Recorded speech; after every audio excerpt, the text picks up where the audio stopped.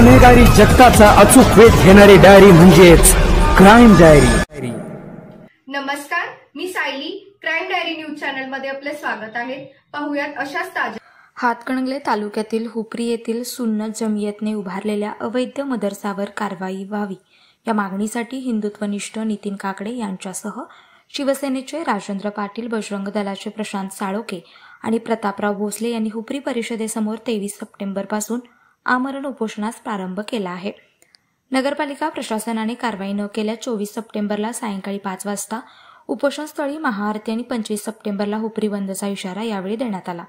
याचे निवेदन हुपरी नगर परिषद देण्यात आले आहे। उपोषण चालू करण्यापूर्वी हुपरी येथील ग्रामदैवत श्री अंबामातेच्या चरणी श्रीफळ अर्पण करून आंदोलनास यश देण्यासाठी हिंदुत्वनिष्ठांच्या उपस्थितीत प्रार्थना करण्यात आली। यानंतर आंदोलनकर्त्यांसह हिंदुत्वनिष्ठ हे उपोषणस्थळी चालत गेले आणि उपोषण चालू करण्यात आले। याप्रसंगी गोकुळ दूध संघाचे संचालक आणि शिवसेनेचे मुरलीधर जाधव, बजरंग दलाचे शहर संयोजक सागर मेहते, हिंदू एकता आंदोलनाचे जिल्हाध्यक्ष दीपक देसाई, दुर्गवेद प्रतिष्ठानचे संस्थापक प्रवीण पाटील, हिंदू जनजागृती समितीचे किरण दुसे, हिंदू राष्ट्र समन्वयक समितीचे आनंदराव पवळ, किरण कुलकर्णी, उद्योगपती शिवाजीराव शेटके, शिवप्रतिष्ठान हिंदुस्थानचे तालुका कार्यवाह अजित सुतार, वीरशिवा काशीद प्रतिष्ठानचे निळकंठ माने, उद्योगपती राजेश भोजे, उद्धव बाळासाहेब गटाचे विनायक विभूते, श्री अमोल देशपांडे, साप्ताहिक कलादर्पणचे संजय पाटील यांसह विविध संघटना पक्ष यांनी आंदोलनास पाठिंबा दिला आहे। हुपरीवरून चिनू निंबाळकर। हुपरी येथील गट नंबर 844 मधील बेकायदेशीर मदरसाबाबत आतापर्यंत वेळोवेळी गावातल्या लोकांनी 1982 पासून आजपर्यंत तक्रारी देत आलेल्या होत्या।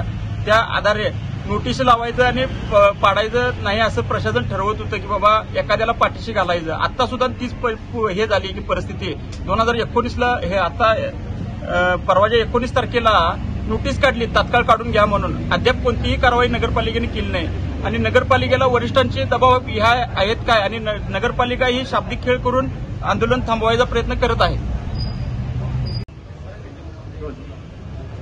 गट नंबर 844 मध्ये 1982 पासून मुस्लिम समाजाने जे अतिक्रमण केलेलं आहे ते काढण्यासाठी इतर गावातील नागरिकांनी, हिंदुत्ववादी संघटनांनी वारंवार तक्रार दिली, त्याच्यावर आक्षेप घेतलेला आहे। पण प्रशासनाने त्याच्याकडे आजपर्यंत चालढकल करत आणली आणि तिने सुरुवातीला 1 गुंठ्यामध्ये केलेलं अतिक्रमण आज तिने 8 गुंठ्यापर्यंत वाढवलेलं आहे।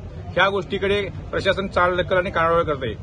2019ला ही काढून टाकण्यात यावं नगरपालिकेने नोटीस दिली होती, पण त्याच्यावर त्यांनी कोर्टात जाऊन दावा दाखल केला होता, पण तो दावा कोर्टाने फेटाळलेला आहे आणि ते अतिक्रमण काढण्यासाठी सांगितलेलं आहे। पण तरीही प्रशासन चालढकल करून ते अतिक्रमण काढत नाही आहे। जोपर्यंत प्रशासन ते अतिक्रमण काढत नाही तोपर्यंत आम्ही हे आंदोलन थांबवणार नाही आणि आम्ही आमच्या उपोषणावर ठाम आहोत।